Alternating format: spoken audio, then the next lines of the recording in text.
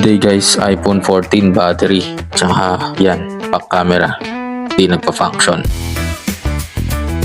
Yung harap nito gumagana, yung back lang yung hindi.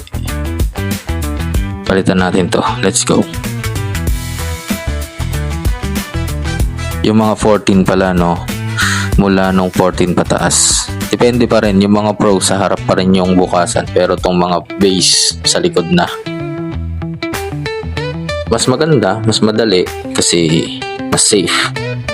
Kung may mabasag ka man, at least yung back glass na lang, hindi na yung LCD. Ito, natanggal ko na yung luma niyang camera. Ito na yung bago. And then yung battery din, bago na yan. Genuine parehas yan ha. Hindi ako naglilipat ng mga third party.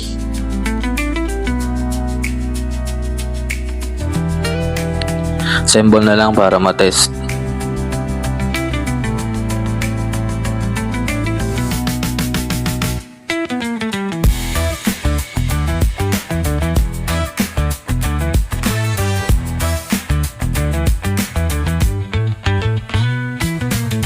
After repair, ito na siya no.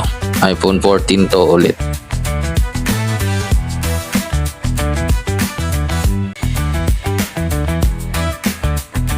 Yan na yung kanyang back cam. 0.5 niya, try natin. Zooming, try din natin of course.